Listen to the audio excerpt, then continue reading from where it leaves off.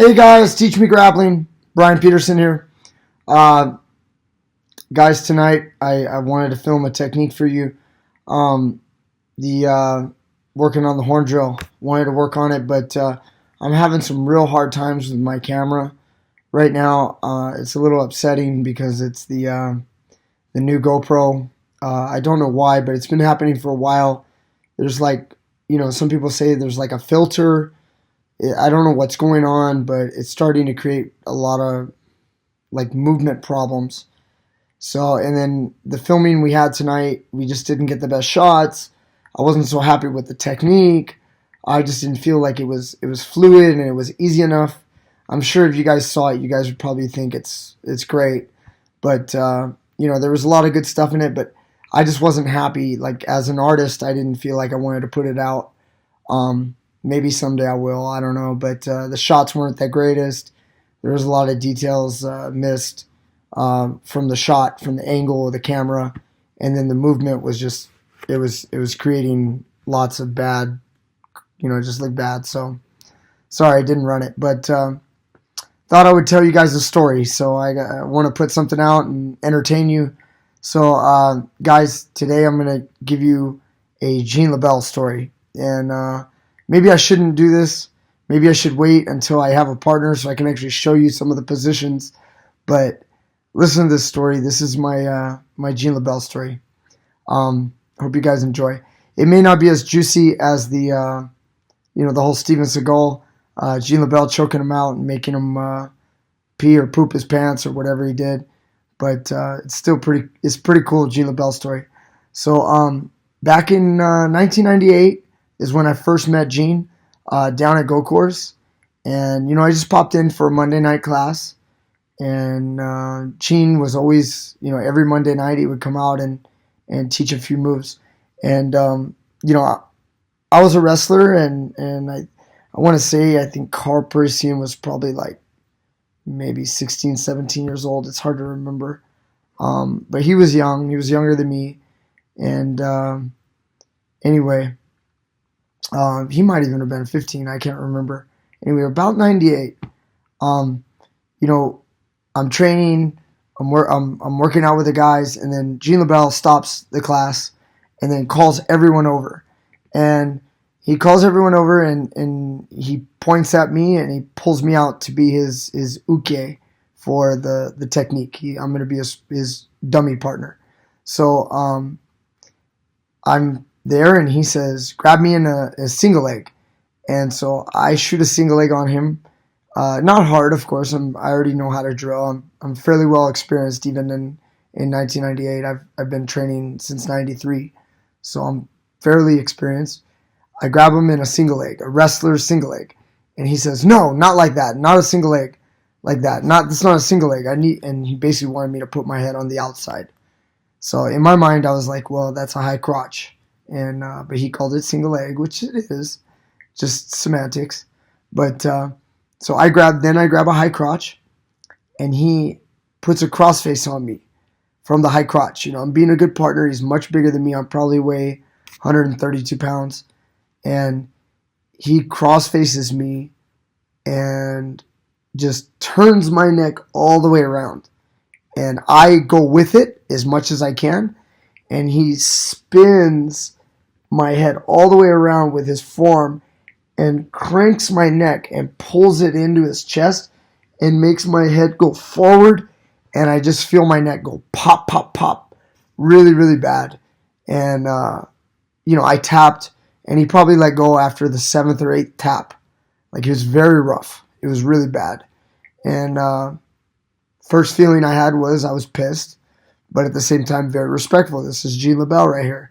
So, I'm not going to say anything. It's his house, and I'm just kind of but you can't help but feel inside hey man, what is this crazy old man doing? He just cranked my neck.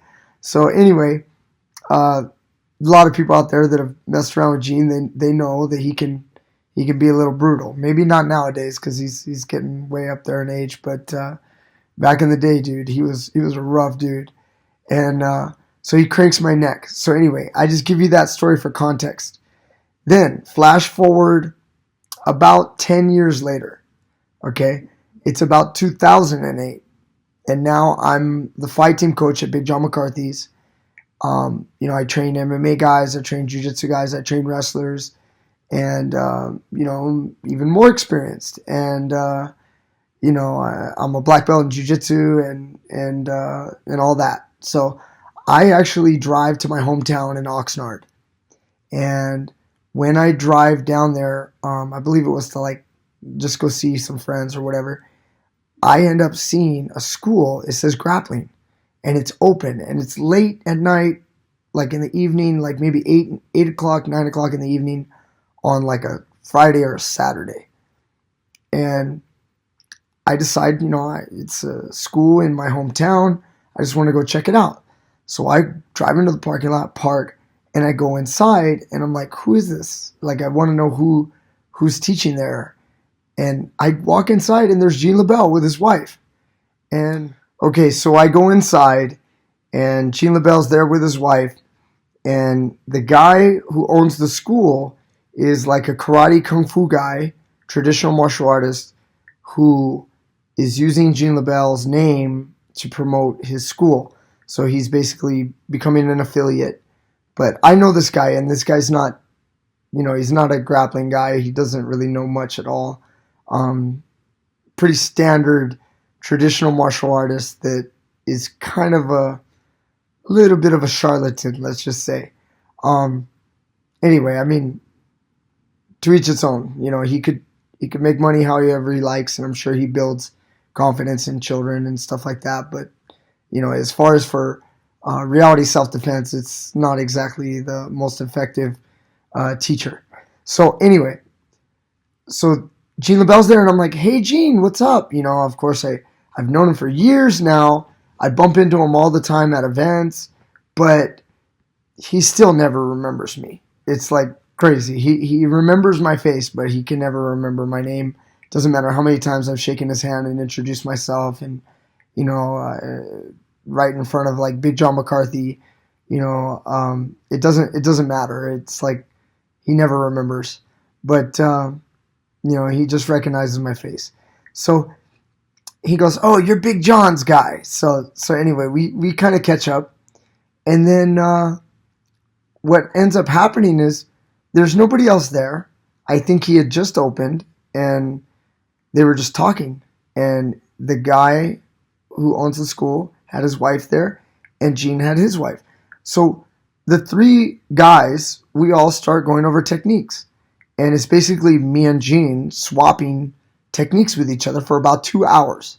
So what an amazing experience it was, just to like do that, for 2 hours with Gene. We're going back and forth, showing each other moves. Obviously he knows a ton of crazy stuff. And, I myself kind of have a large repertoire of moves. And, so he's kind of quizzing me.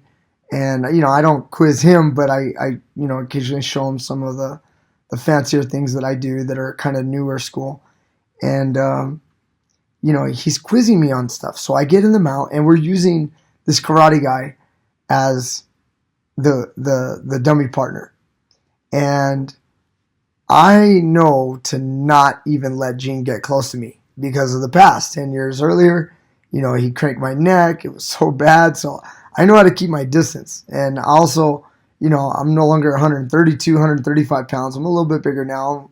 At this time, I'm probably 145, maybe even close to 150. And I'm just a lot more experienced. I'm not going to let this older guy, it's 10 years has gone by. He's gotten older. I've gotten bigger and better. I'm not going to let this guy grab me. But so there was a few times where he almost did. And I protected myself.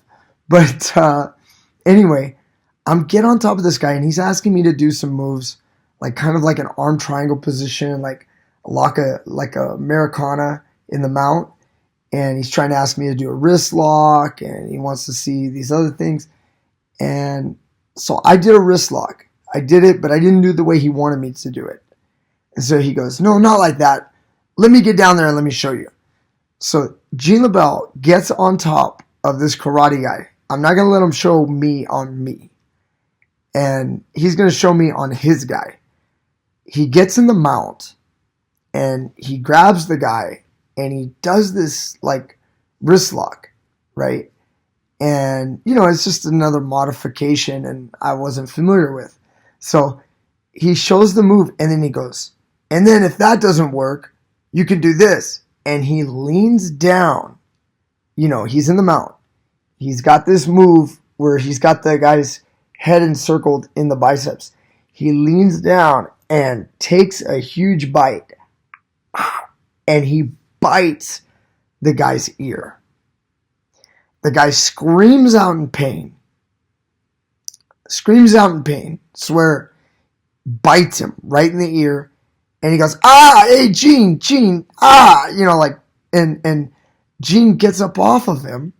And the guy's like, hey, Gene, that hurt. Like, don't do that. And dude, I'm looking at the guy and I go, you're bleeding. Like, this guy's got not a chunk of his ear like Evander Holyfield, but like he's definitely got a huge bite mark on his ear and blood is just trickling down the earlobe onto his neck and dripping onto his shirt. That's how bad he bit him. And I was just in amazement. I took a couple steps back at that moment and I just said, I cannot believe you just did that. I'm not letting this guy near me at all. But anyway, funny as hell. He went to go change and get some first aid for his ear. And at that point, we went over a few more techniques. Gene LeBell gave me his club. He's got this stick that he has. What's the word? Like the Gene LeBell patented club. It says like the toughest club in town. Maybe I'll show it to you guys sometime. But it's like a stick, and then he shows me how to use it. It's kind of like a police nightstick, and you can use it for chokes and control and submissions and whatever. You can use it as a striking tool.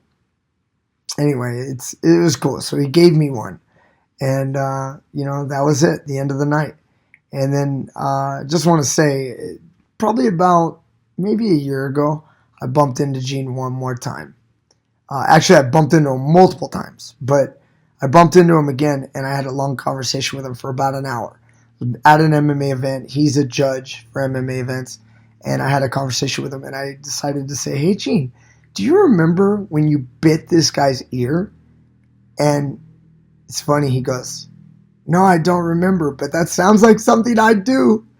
And just hilarious. So yeah, I told him the story, my account of the story. The guy didn't even remember it, but not exactly what happened, but he just said, yeah, I might have done that. And hilarious. So I just wanted to share that with you guys. Gene LeBell's, he's a real dude. So the guy's a tough dude. He's a real dude. So I know you guys have probably all heard the story about him and Steven Seagal. Joe Rogan tells a funny account of that. Maybe I'll put that down in the description box if you guys want to listen to that story. But yeah, that's my Gene LeBell story. If you guys run into him, he's an old dude, but don't let him get too close. Don't get too comfortable around him. That dog could bite you at any moment. So anyway, I love Gene. Gene's awesome. I just definitely keep a healthy distance and stay on guard. I love you, Gene. All right. Anyway, take it easy, guys. Thank you so much. Tomorrow I've got a huge wrestling tournament, the Tournament of Champions, down at Cerritos College, Southern California. Our boys are primed and ready, but I'm going to be gone for the next couple of days, working hard. And I'll try to bring you guys some content as soon as I can. Maybe tomorrow, maybe not. Might have to wait until either Saturday night or Sunday. So hope you guys enjoy your weekend, and I'll see you guys next time. Teach Me Grappling. Thank you. And that's it. Good night.